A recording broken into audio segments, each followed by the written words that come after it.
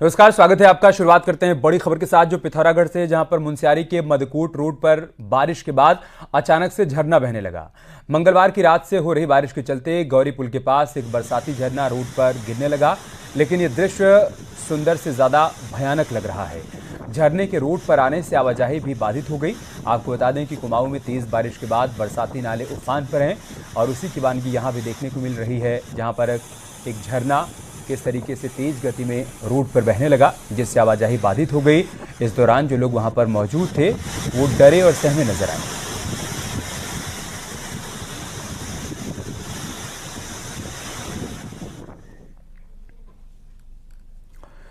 उधर हल्द्वानी में तेज बारिश फिर से मुसीबत बनकर आई। यहां पर बारिश से देवखड़ी नाला उफान पर आ गया, जिसमें 2 कारें फंस गईं और बहने लगीं। थोड़ी दूर जाने के बाद अटक गई। कार सवारों ने किसी तरीके से निकलकर अपनी जान बचाई। आपको बता दें कि कुमाऊं में बारिश के बाद बरसाती नाले उफान पर हैं।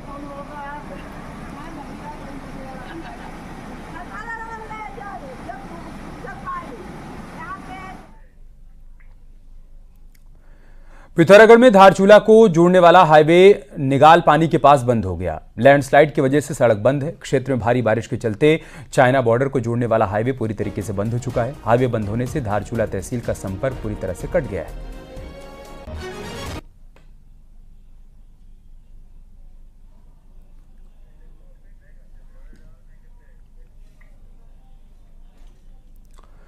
उधर पौड़ी में नेशनल हाईवे 534 पर भारी भूस्खलन हुआ है, जिससे हाईवे एक बार फिर से बंद हो गया है। बारिश के चलते कोटद्वार दुगड्डा के बीच दुर्गा देवी मंदिर के पास पहाड़ी टूटकर सड़क पर आ गई।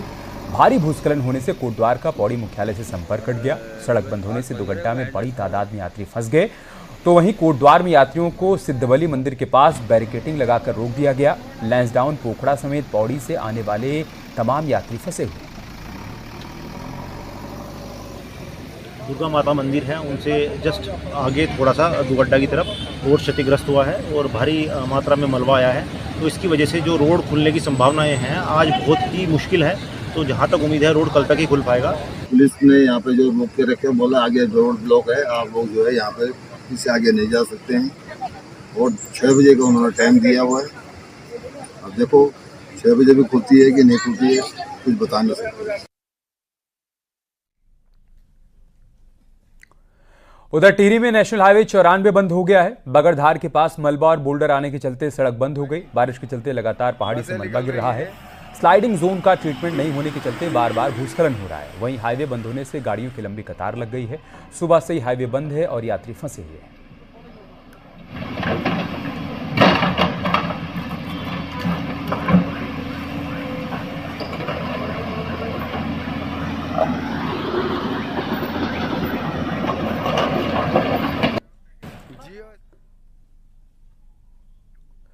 पिथौरागढ़ और चंपावत की लाइफलाइन कही जाने वाली सड़क धौन के पास बंद है। भारी लैंडस्लाइड के चलते सड़क बंद हो गई।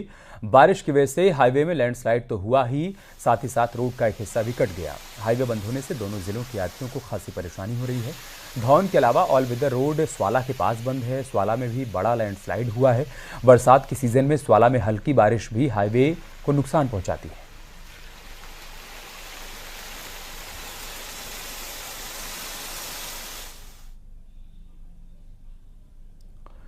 चमोली में हेलंग मारवाड़ी बाईपास निर्माण कार्य के दौरान बड़ा लैंडस्लाइड हुआ। पहाड़ का आधा हिस्सा टूटकर सड़क पर आ गया, जिसके बाद बाईपास का काम पूरी तरीके से रुक गया।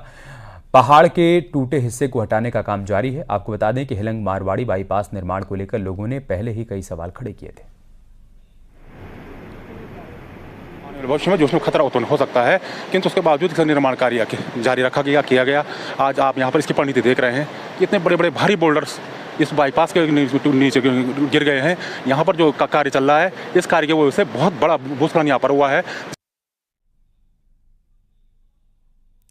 रुड़की में बारिश के बाद सड़कों पर पानी भर गया। थोड़ी सी बारिश में ही गणेशपुर में सड़कों पर पानी भर गया। तस्वीरों में आप देख पाएंगे कि कैसे सड़कें पानी से पूरी तरीके से लबालब हो गई हैं और लोग इन्हीं रास्तों से गुजरने को मजबूर हैं।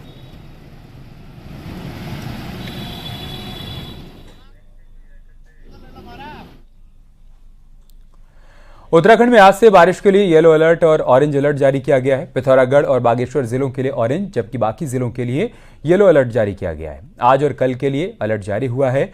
इस दौरान मौसम विज्ञान केंद्र की तरफ से कहा गया है कि तमाम एजेंसियां पूरी तरीके से मुस्तैद रहें ताकि कहीं पर भी तेज बारिश की स्थिति में फौरन राहत पहुंचाई जा सके।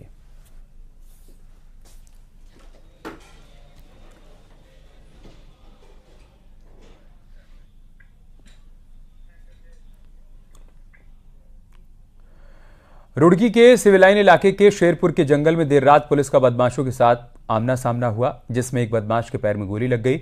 बदमाश असलहों की सप्लाई करता है और यूपी के मेरठ का रहने वाला है।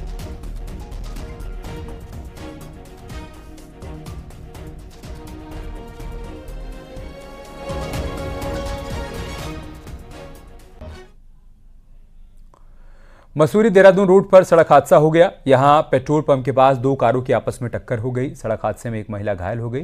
बताया जा रहा है कि एक कार देहरादून से सवारी लेकर मसूरी की तरफ आ रही थी। वहीं मसूरी से घूमकर लौट रहा एक परिवार देहरादून की तरफ जा रहा था, तभी दोनों कारों की टक्कर हो गई। टक्कर इतनी भीषण थी कि एक कार के एयरबैग भी खुल गए।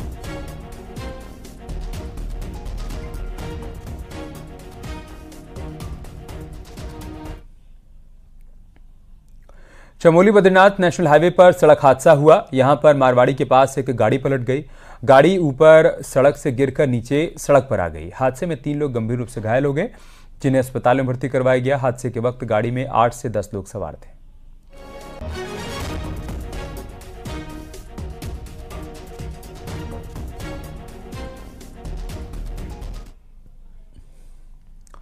उत्तराखंड की ग्रीष्मकालीन राजधानी गैरसैंण में विधानसभा का मानसून सत्र कराने की तैयारी है। 5 अगस्त से गैरसैंण में विधानसभा का सत्र हो सकता है और मानसून सत्र करीब 4 दिनों तक चल सकता है।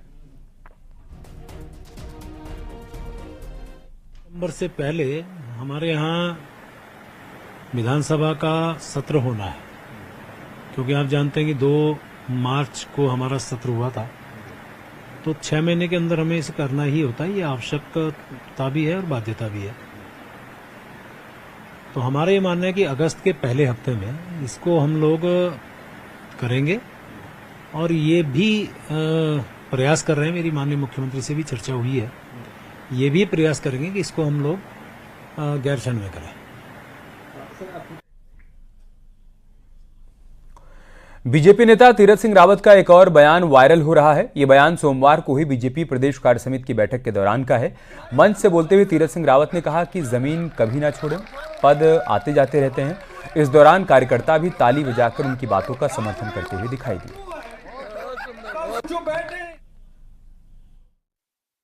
बड़ा आदमी नहीं,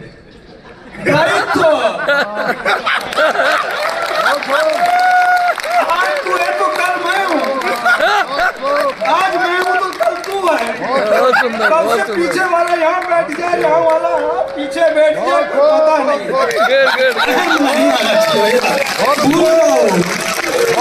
कहीं भी बैठो, ये जमीन मत छोड़ो। एक बार करता मत भूलो, जमीन मत छोड़ो। जमीन ये है। पौड़ी जिले में एक सरकारी शिक्षक पर डीएम पौड़ी ने जांच बिठा दी है। दरअसल सोशल मीडिया पर एक वीडियो जमकर वायरल हो रहा है, जिसमें एक टीचर गाड़ी में बैठा है। आरोप है कि टीचर शराब के नशे में है। वीडियो में एक स्थानीय निवासी टीचर के शराब पीकर स्कूल में जाने का विरोध कर रहा है। शिक्षक नशे में इतना चूर है कि ठीक से सवाल का जवाब भी नहीं दे पा रहा है। वायरल वीडियो विकासखंड कोट के विद्यालय रणकोट का बताया जा रहा है। सोशल मीडिया पर वीडियो वायरल होने के बाद डीएम ने वीडियो का संज्ञान लिया और मामले में जांच रिपोर्ट देने के निर्देश मुख्य शिक्षा अधिकारी को दिए हैं। ठीक है, तुमने 100 दिन भी नहीं पढ़ाया होगा बच्चों को, आपकी इज्जत तुम क्यों डरोगे? अभी तुम नशे में हो, तुम क्यों डरोगे? नशे में है? गाड़ी में बैठा, गाड़ी में बैठे हो, जेब में तुम्हारे आधे पाव रखा हुआ है, शराब पीकर तुम ऐसे धुत हो रखे हो। भाई साहब जो यहाँ पे माँ बहने बैठी यही तुम। दरअसल का ये वीडियो जो वायरल हुआ है, ये मेरे संज्ञान में लाया गया और इस संबंध में मेरे द्वारा सीईओ से स्टेटस रिपोर्ट मांगी गई है। जैसे ही शिक्षा विभाग से संबंध में रिपोर्ट मिलती है और यदि कोई व्यक्ति वर्किंग आवर्स में या उनकी ड्यूटी के दौरान शराब पिए हुए पाएंगे तो अकॉर्डिंगली उस अध्यापक या व्यक्ति विशेष या कार्मिक विशेष के विरुद्ध आवश्यक कार्रवाई। स्वास्थ्य मंत्री धन सिंह रावत ने मसूरी के सरकारी अस्पताल के एक्सपेंशन और मोर्चरी बनाने जैसे मुद्दों का हल जल्द ही निकालने की बात कही। मंगलवार को मंत्री ने अस्पताल का औचक निरीक्षण किया। इस दौरान ये बात सामने आई कि यहां पर स्वास्थ्य विभाग की जमीन है जहां ब्रिटिश समय से हॉस्पिटल चला रहा था। मंत्री ने कहा कि जमीन का इस्तेमाल हो इस दिशा में सीएमओ को कहा जाएगा। तो हमारा जो दीर्घकालिक प्लान यह है कि हम इस हॉस्पिटल का उच्चीकरण भी करेंगे। अभी ये 50 बेडेड हॉस्पिटल है, जरूरत पड़ेगी तो और बेड भी यहाँ पे देंगे। और मैं कह सकता हूँ कि उसका भूमि का पूरा परीक्षण करके वहाँ पे और जो जो हो सकता है वो सब किया जाए। उत्तरकाशी की बड़कोट में पंपिंग योजना समेत 3 सूत्री मांगों को लेकर आंदोलन 42वें दिन भी जारी है। वहीं प्रशासन ने भूख हड़ताल पर बैठे पूरन सिंह की तबीयत बिगड़ने पर अस्पताल में उनको भर्ती करवाया। पूरन सिंह के अस्पताल में भर्ती होने के बाद प्रवीण सिंह भूख हड़ताल पर बैठ गए। आंदोलनकारियों ने पुलिस पर उत्पीड़न का आरोप लगाया। आंदोलनकारियों का कहना है कि जब तक उनकी मांग पूरी नहीं होगी उनका आंदोलन चलता रहेगा।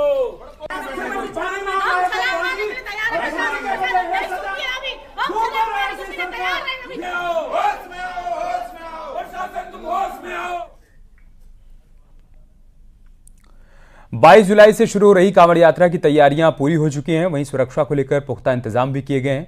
इस बार कांवड़ियों को पार्किंग, गंगा घाट और ट्रैफिक रूट ढूंढने में परेशानी का सामना नहीं करना पड़ेगा। इसके लिए पुलिस की ओर से QR कोड तकनीक का इस्तेमाल किया जा रहा है। कांवड़ यात्रा रूट पर जगह जगह QR कोड लगाए जाएंगे, जिससे लोग अपने स्मार्टफोन से कोड को स्कैन करके पार्किंग और गंगा घाट के बारे में जानकारी ले पाएं। हरिद्वार के अलावा पश्चिमी यूपी, दिल्ली और हरियाणा के कई जिलों में पुलिस टीम जाकर QR कोड के पैम्पलेट भी बांट रही है, ताकि यात्रा शुरू करने से पहले कांवड़ियों को सभी जरूरी जानकारी मिल पाए। QR कोड हम लोगों के द्वारा इसलिए भी जारी किया गया क्योंकि आज की डेट में सभी के पास स्मार्टफोन है। स्मार्टफोन के माध्यम से उस QR कोड को स्कैन करके जो उनकी नज़दीक पार्किंग है वहां तक व्यक्ति पहुंच सकता है। किसी प्रकार की जो पार्किंग की जो दुविधाएं होती हैं उसको हम लोगों के द्वारा निराकरण करने की कोशिश किया गया। बीते साल 16 अगस्त को आई आपदा में विकासनगर का जाखन गांव पूरी तरीके से बर्बाद हो गया था, लेकिन एक साल बीतने के बाद भी हालात जस के तस बने हुए हैं और ग्रामीणों का पूरी तरीके से विस्थापन भी नहीं हो पाया है। एक रिपोर्ट के जरिए वहां के हालात आपको दिखाते हैं।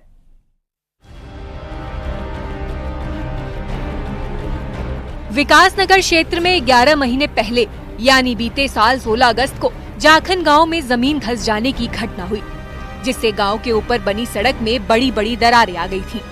भारी लैंडस्लाइड और जमीन धंसने से करीब 10 घर जमींदोज हो गए थे। गांव के ये उजड़े हुए घर आज भी इस घटना की गवाही दे रहे हैं। गांव में अब भी इक्का दुक्का परिवार रहते हैं जो अब यहां से जाना चाह रहे हैं। हो रही है, साल भर हो गया, साल भर से लोग परेशान हैं। कोई किराए पे हैं। अब जैसे 2-3 परिवार यहाँ पे रहते हैं, 2 परिवार है लगभग, तो वो भी परेशान है क्योंकि जैसे अब साल भर होने वाला है, वही बरसात आ गई, तो जो एक परिवार यहाँ पे रहता है, 2 परिवार, उन्हें भी भय है कि कभी फिर से आ जाए। तो हम चाहते हैं कि जल्दी हो जाए तो हम यहाँ से निकल जाएं। वहीं इस मामले पर विकासनगर के विधायक मुन्ना सिंह चौहान का कहना है कि ये आपदाग्रस्त क्षेत्रों में ये पहला उदाहरण होगा जिसमें 1 साल के भीतर विस्थापन की प्रक्रिया पूरी कर ली गई है और पीड़ित परिवारों के लिए रुद्रपुर गांव में सरकारी जमीन पर मकान बनाने के लिए आर्थिक मदद और जमीन के पट्टे जल्द दिए जाएंगे। हमने पूरा के पूरा रिहेबिलिटेशन प्लान इंडिविजुअल रिलीफ देने के साथ ही साथ जो उनको पुनर्वासित करने की योजना है उसको भी फाइनलाइज कर दिया और उनके पट्टे इत्यादि सब कुछ तैयार कर दिए गए हैं।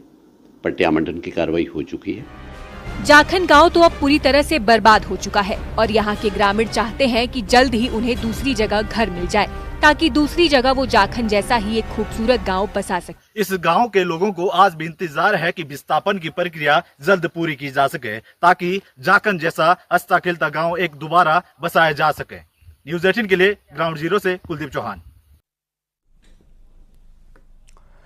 देहरादून में सीएम धामी ने पॉलिटेक्निक संस्थान के 212 छात्रों को नियुक्ति पत्र दिए। विभिन्न औद्योगिक इकाइयों में युवाओं को नियुक्ति मिली है। इस दौरान सीएम धामी ने नियुक्ति पाने वाले सभी युवाओं को शुभकामनाएं दी हैं।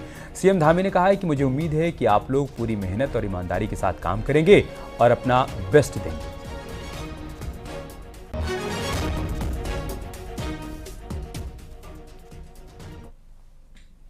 यह सुनिश्चित करने का प्रयास किया है कि हर युवा को रोजगार के उचित अवसर मिलें, चाहे वो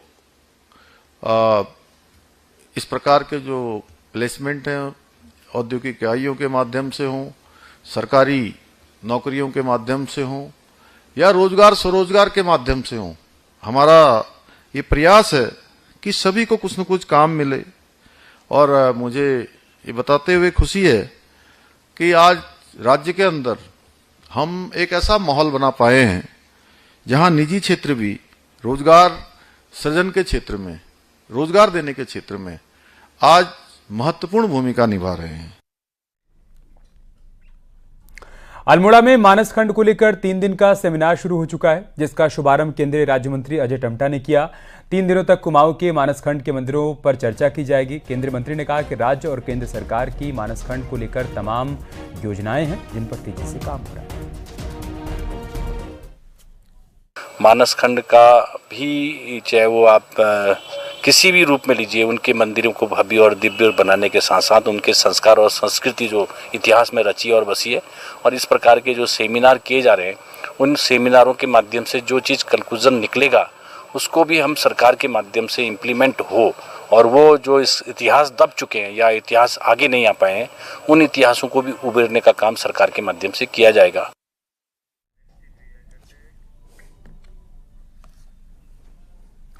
जोशीमठ के चाई गांव के सीता मंदिर में दरार आ गई है, जिससे मंदिर को खतरा बना हुआ है। लगातार हो रही बारिश से मंदिर का गुंबद टूटने की कगार पर है। मंदिर के पुजारी ने मंदिर के क्षतिग्रस्त होने की सूचना बद्री केदार मंदिर समिति को दे दी है। बता दें कि उत्तराखंड में चाई गांव में सीता का एकमात्र मंदिर है, जहां पर 12 महीने तक सीता माता की पूजा हुआ करती है।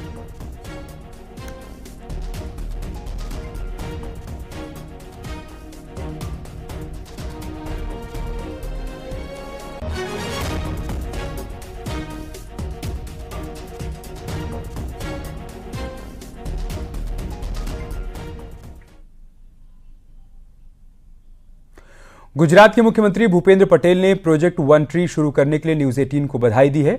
उन्होंने कहा कि पर्यावरण को बचाने के लिए पेड़ लगाना बहुत जरूरी है। आने वाली पीढ़ी को स्वच्छ वातावरण देना हम सभी का दायित्व ही नहीं बल्कि हमारी जिम्मेदारी भी है। इस अभियान से लोगों में जागरूकता आएगी। उन्होंने उम्मीद जताई है कि अभियान पूरी तरीके से सफल होगा और लोगों को इसका काफी फायदा मिलेगा। आज पूरा विश्व ग्लोबल वार्मिंग की चुनौती का सामना कर रहा है। न्यूज 18 नेटवर्क ने इस चुनौती से निपटने वन ट्री प्रोजेक्ट की सराहनीय पहल की है।